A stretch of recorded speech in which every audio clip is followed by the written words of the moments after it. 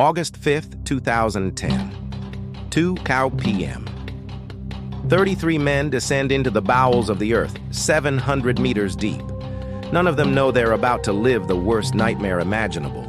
700,000 tons of rock have just buried them alive. The world gives them up for dead. But what's about to happen will change history forever. This is the complete story. The secrets they didn't tell you. The fights, the hunger, the desperation, and the miracle no one expected. Stay until the end because I'm going to reveal what really happened down there and why some miners were never the same again. To understand this story, we have to go back. Atacama, Chile, the driest desert on the planet. And in the middle of nowhere, the San José mine. This mine is 121 years old. 121 years of history and accidents. The owners knew it was dangerous. The miners knew it. But when you're poor in Chile, when you have a family to feed, you don't have many options. The 33 men who will star in this story are between 19 and 63 years old. The youngest, Jimmy Sanchez, is barely more than a boy. The oldest, Mario Gomez, is about to retire. They all have something in common. They need this job to survive. They work 12-hour shifts. They descend every day into the depths of the earth. They extract copper and gold. They earn just enough to support their families. And every day, every single day, they know they might not come home. August 5th, 2010, Thursday, a day like any other. Mario Sepulveda, whom everyone calls Super Mario for his inexhaustible energy, jokes with his companions as they descend. Luis Urzua, the 54-year-old foreman, reviews the day's plans. He's a serious, responsible man, a natural leader. Florencio Avalos thinks about his family. His wife is pregnant. He'll soon be a father again. At 2 p.m., something changes. A strange sound, like underground thunder. Some miners hear it and look at each other. Did you hear that? But before they can react, all hell breaks loose. 2:05 p.m. A mass of rock the size of a 45-story building breaks loose. 700,000 tons, the equivalent of 2 twin towers of pure granite. The mountain is literally devouring the mine. The sound is apocalyptic, as if the world were splitting in two. The dust is so dense you can't see your own hand in front of your face. The earth shakes like an earthquake, and the 33 men know that something terrible has just happened. The miners are scattered at different levels of the mine. Some are at 500 meters depth, others at 700. Radio communication cuts out immediately. Panic is instantaneous. Go up now! Some manage to get up in the trucks they use to transport themselves inside the mine. Others run on foot, stumbling in the darkness, coughing from the dust. Their headlamps barely penetrate the cloud of dirt covering everything. Raul Bustos drives a truck with 5 other miners. He accelerates up the spiral ramp leading to the surface. Behind him, he can hear more collapses. The mountain keeps collapsing. It's a race against death. But when they reach the exit point, a solid wall of rock. Where an hour ago there was a tunnel, now there's a solid mass of stone. There's no way out. They're trapped. Imagine this. You're 700 meters underground, deeper than 2 Eiffel Towers stacked. The temperature is 35 degrees Celsius, 90% humidity. The air is full of dust that burns your lungs. And you've just realized that no one knows you're alive. The initial panic is indescribable. Some men scream, others cry. Some simply freeze in shock, staring at the wall of rock separating them from the outside world, from fresh air, from their families. Luis Urzua, the foreman, knows he has to act fast. If he loses control of the group now, if he allows panic to take over them, they'll all die. Listen to me, everyone to the shelter, now! His voice cuts through the chaos. It's a voice of authority, of leadership. The miners, trained to obey the foreman, begin to move. The emergency shelter is at 700 meters depth. It's a space of 50 square meters, approximately the size of a small apartment. For 33 men, for an indefinite time. When everyone arrives at the shelter, Urzua does a count. 1 by 1, 33. Everyone is alive. Everyone is here. It's the only ray of hope in the middle of the nightmare. But then comes the question everyone is thinking. How much food do we have?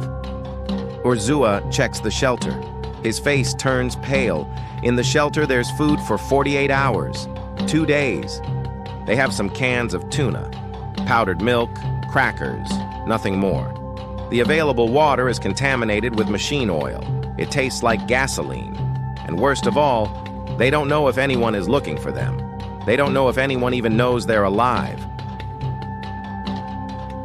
Urzua makes the most difficult decision of his life. He gathers the 33 men and tells them the brutal truth. We have food for 2 days. We don't know how long we'll be here, so we're going to ration. Each man will receive a spoonful of tuna, half a glass of milk, and a piece of cracker every 48 hours. Let me repeat that. Every 48 hours. That's less than 300 calories every 2 days. A human being needs 2,000 calories a day to function. These men are going to receive 7% of what they need. They're going to starve to death slowly. Some men protest, others simply nod in silence. Everyone understands the brutal math. If they eat everything now, they'll die in a week. If they ration, maybe, just maybe, they can survive long enough to be rescued. Above on the surface, the entire world is about to find out what just happened. At 3 p.m., an hour after the collapse, the mine supervisors realize something is terribly wrong. They try to communicate by radio with the miners. Silence. They send someone to check. When he sees the magnitude of the collapse, he runs back. There are 33 men trapped down there.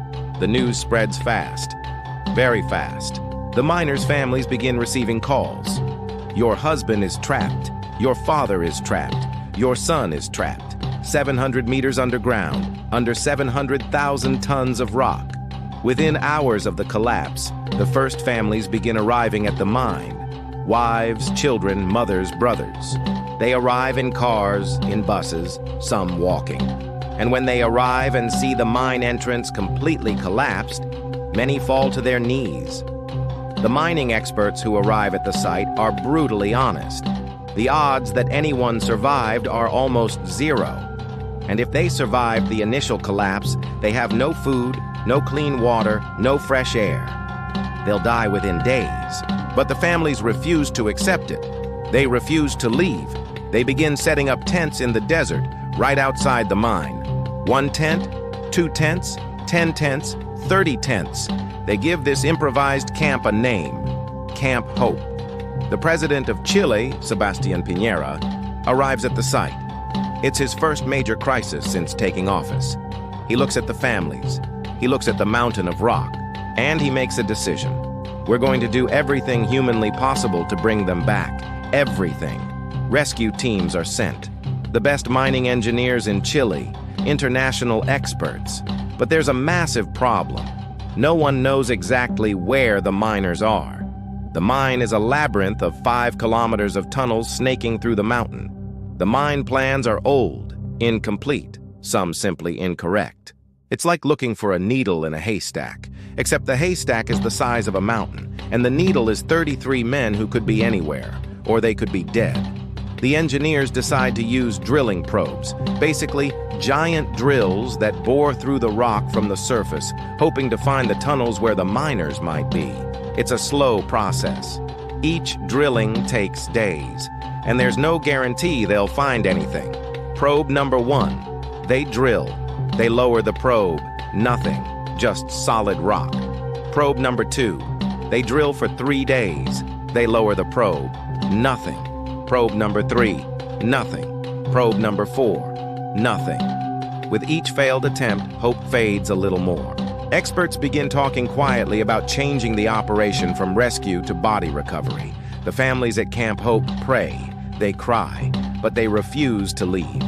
Meanwhile, 700 meters below, the 33 men are starving to death, literally. 5 days have passed since the collapse. Each man has received 2 minuscule rations of food.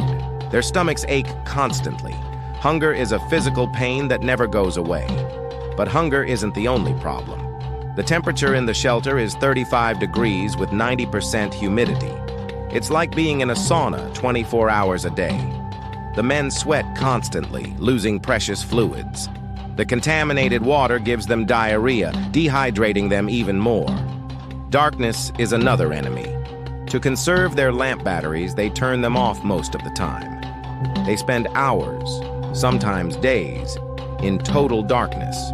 A darkness so complete you literally can't see anything, not even your own hand. It's a darkness that drives you crazy. And then there's the silence. A silence so deep you can hear your own heart beating, the dripping of water, the breathing of other men, but nothing else. No sound from the outside world, no sign that anyone is looking for them. Day 7. The men have lost weight dramatically, some up to 8 kilos. Their faces are gaunt, their eyes sunken. They move slowly to conserve energy. They speak little. Every word requires calories they don't have. Tensions begin to emerge. Some men accuse others of taking more than their ration. There are arguments about who's to blame for the accident. Old grudges resurface. In such a small space, with so much stress, with so much hunger, the men begin to break. Mario Sepulveda, Super Mario, uses his natural energy to keep morale high. He tells jokes. He organizes games. He gets the men to talk about their families, their dreams, their plans for when they get out. Because it has to be when, not if. Luis Urzua maintains order. He establishes routines, sleep shifts, watch shifts. He keeps a written record of everything that happens, dates, times, decisions, as if he's writing a testament for the outside world. Day 10. The men make a pact. They write it on paper, they all sign it. The pact says, if we die together. If we survive together. No one gives up. No one gets left behind. All 33 or none. It's a powerful moment, a moment of brotherhood. In the depths of the earth, facing death, these 33 men of different ages, different stories, different lives, become a family. Above, on the surface, the drilling continues. Probe 5, Probe 6, Probe 7, all fail. The engineers are desperate. They've drilled in every place they think the miners might be. Nothing. Day 15. At Camp Hope, some families begin to lose faith. 2 weeks have passed. Experts say it's impossible for anyone to have survived this long without food or water. Some begin talking about funerals, about accepting the inevitable. But there's a group of families that absolutely refuses to give up. The wives, the mothers. They know deep in their hearts that their men are alive. They can't explain it. It's just something they feel. And they cling to that hope with every fiber of their being. Maria Segovia, sister of miner Dario Segovia, becomes the unofficial leader of the families. She's a small but fierce woman. She confronts the engineers. She demands answers. She refuses to accept no for an answer. The media begin calling her the soul of Camp Hope. Day 17, August 22nd, 2010. The engineers prepare probe number 8. Honestly, they don't have much hope. They've failed so many times, but they have to keep trying. For the families, for the 33 men who might be down there. The probe begins drilling. It's a slow process. The drill rotates, biting into the rock, advancing meter by meter toward the depths. The engineers monitor every centimeter. 100 meters, 200 meters, 400 meters, 600 meters. 700 meters below in the shelter, the 33 miners are at their lowest point. 17 days have passed. The food ran out days ago. Now they only have dirty water. The hunger is so intense that some men hallucinate. They see food that doesn't exist. They hear voices. Some have begun writing farewell letters to their families, letters that will probably never be read, but they need to write them. They need to say goodbye. And then, at 2 a.m. on day 17, they hear something. A sound they haven't heard in more than 2 weeks. The sound of a drill. It's coming from above. It's coming from the ceiling of the shelter. The men look at each other. Are they imagining it? Is it real? The sound gets louder, closer, and then the drill breaks through the ceiling. A metal probe 15 centimeters in diameter penetrates the shelter. The silence that follows is absolute. The 33 men stare at the probe. This is their chance. Their only chance. If they don't respond now, if they don't let the world know they're alive, the probe will retract and maybe never come back. Jose Ojeda takes a red marker. He tears a page from his notebook, and he writes the words that will change everything. Simple words, powerful words, words that will give hope to an entire world. We are well in the shelter, the 33. They tie the note to the probe with adhesive tape. They wrap it several times to make sure it doesn't fall off. And they wait. They wait while the probe is slowly retracted toward the surface. They wait not knowing if anyone will find the note. They wait not knowing if this is the beginning of their salvation or just another moment of false hope. Above, on the surface, it's 9 p.m. on August 22nd. The engineers are retracting probe number 8. They don't expect to find anything. It's just another failed attempt. But when the probe emerges and they begin cleaning the mud and rock, one of the engineers sees something red, paper. With trembling hands, he peels off the note. He reads the words, once, twice. He can't believe it. He shouts, "They're alive! All 33 are alive!" The camp explodes in celebration. Families cry, they hug, they scream with joy. The media that have been covering the story broadcast the news to the entire world. In Chile, people take to the streets to celebrate. It's a miracle, a true miracle. President Piñera arrives at the site that same night. He holds the note in front of the cameras. His voice breaks with emotion. They're alive. All 33 are alive, and we're going to get them out of there. But here comes the hard part. Finding them was the first step. Getting them out is something completely different. They're 700 meters deep, under 700,000 tons of unstable rock. There are no usable tunnels. The only way to get them out is to drill a hole big enough for a man to pass through, and then lower some kind of capsule to bring them up one by one. Nothing like this has ever been done before. Never in mining history has anyone been rescued from such depth in this way. The engineers don't know if it's possible, but they have to try. While they plan the rescue, the first thing is to keep the 33 miners alive. Through the probe hole, they begin sending supplies. First, the most important, food and water. But they can't send much. The hole is only 15 centimeters in diameter. Everything has to fit through there. They send bottles of serum, energy gel, protein bars. The miners, who haven't eaten in days, have to restrain themselves. If they eat too fast after so long starving, their bodies could go into shock. It's torture. They have food in front of them, but they can only eat small amounts. They also send medicine. Many of the miners have infections, dental problems, injuries from the collapse that were never treated. They send a special phone that can communicate through the hole. For the first time in 17 days, the miners can talk to their families. Imagine that moment. Imagine being one of those miners. You pick up the phone, you dial your home number, and you hear your wife's voice, your child's, your mother's, voices you thought you'd never hear again. Some men can't speak, they just cry. Florencio Avalos talks to his wife. She tells him she gave birth while he was trapped. He has a son he's never seen. Avalos cries. He promises he's going to meet his son. He promises he's going to get out of there. Now comes the hardest part, the rescue. The engineers present 3 different plans, Plan A, Plan B, and Plan C. Each uses a different drilling machine. Each has advantages and disadvantages. They decide to execute all 3 plans simultaneously. Whichever arrives first wins. Plan B uses an oil drilling machine. It's fast, but less precise. Plan A uses a mine drilling machine. It's slower, but more precise. Plan C is the backup in case the other 2 fail. All 3 machines begin drilling. The objective, create a 66-centimeter diameter hole that reaches the shelter. 700 meters of drilling through hard rock. The engineers estimate it will take between 3 and 4 months. 3 to 4 months.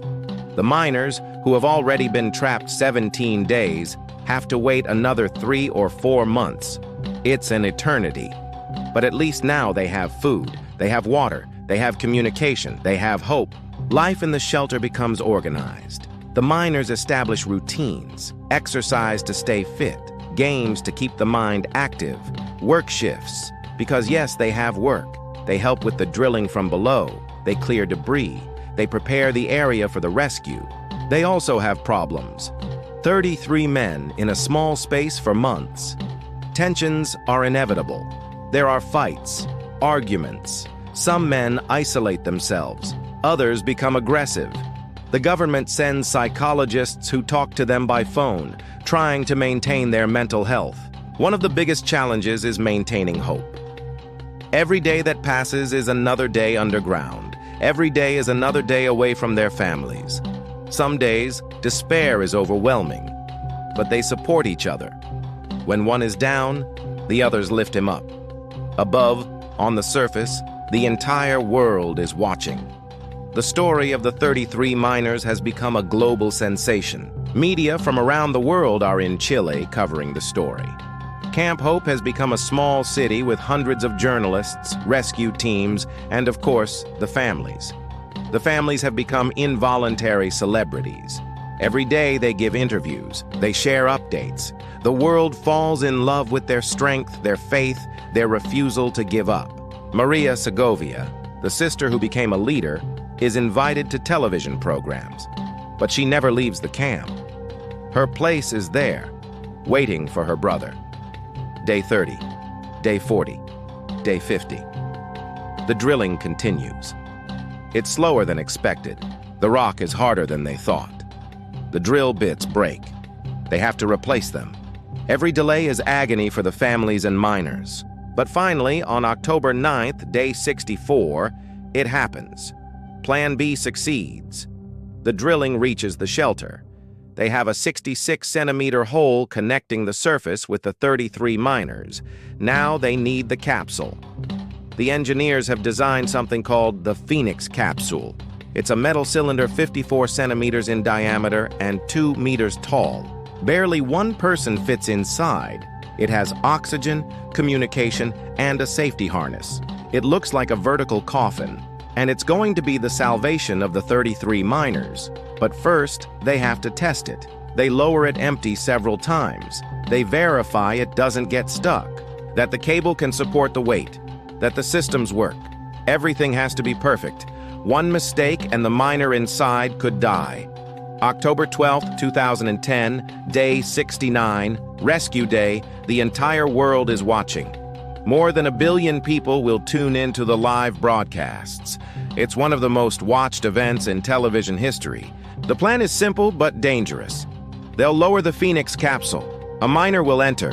They'll bring him up. They'll repeat the process 33 times. Each trip takes approximately 15 minutes. If everything goes well, everyone will be out in less than 24 hours. But there are risks. The rock could collapse. The capsule could get stuck. The cable could break. Any of these things would mean death not only for the miner in the capsule, but potentially for everyone remaining below. They have to decide the order. Who goes up first? Who goes up last? It's an impossible decision. Finally, they decide. The strongest and most experienced will go first and last. The weakest and sickest in the middle.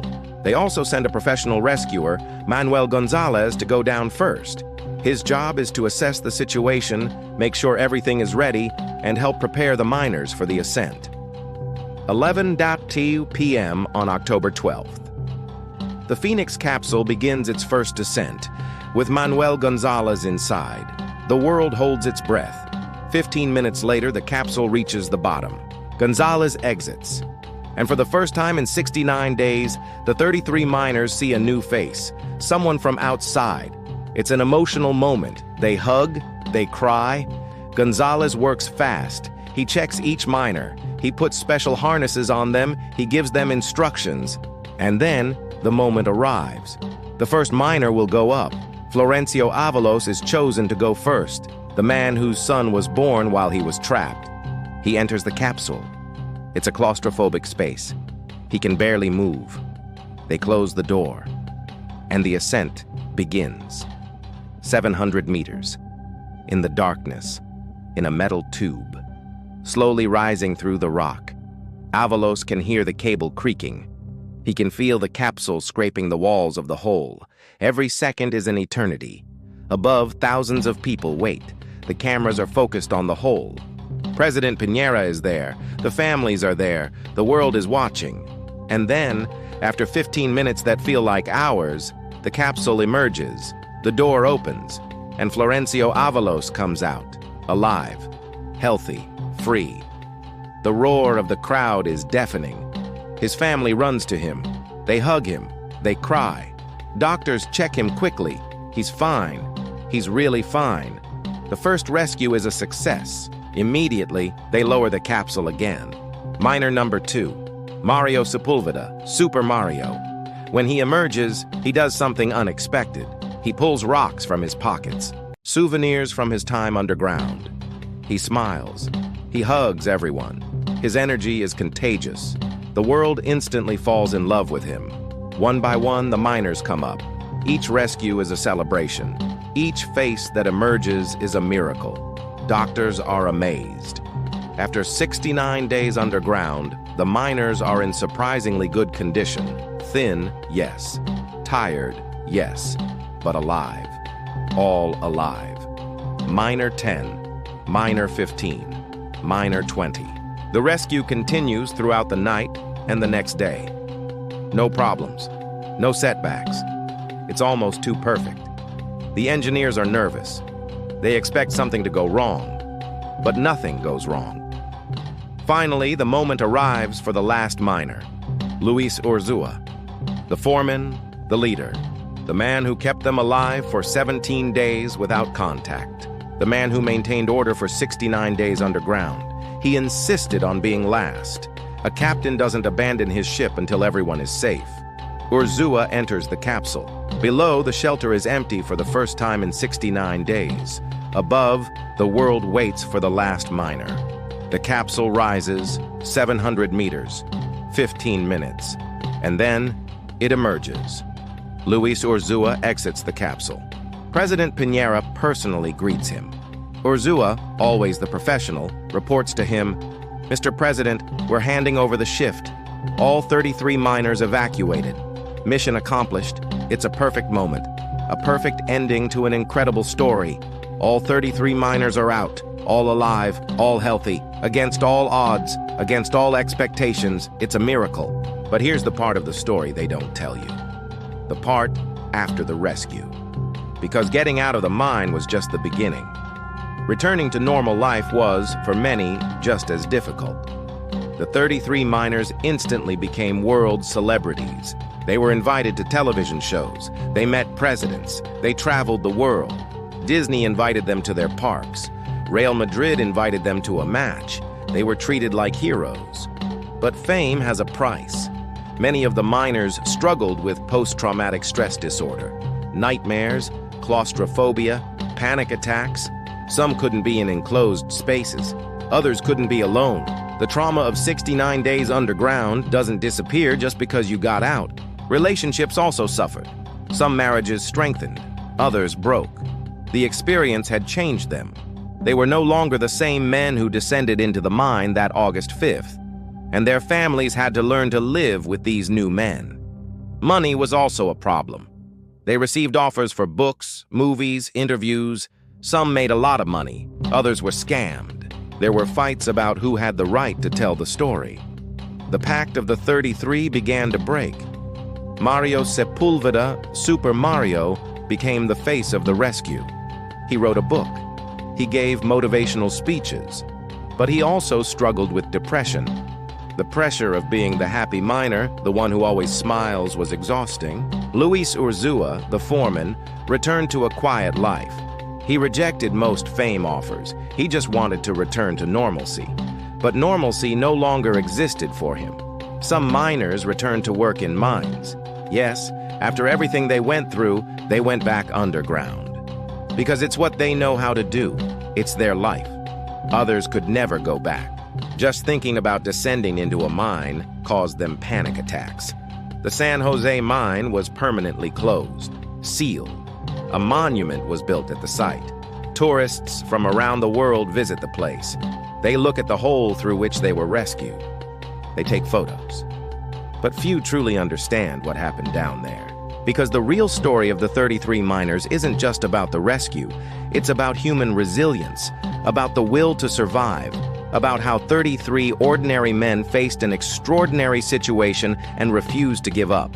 It's about Luis Urzúa making impossible decisions to keep his men alive. It's about Mario Sepúlveda using humor and energy to maintain hope.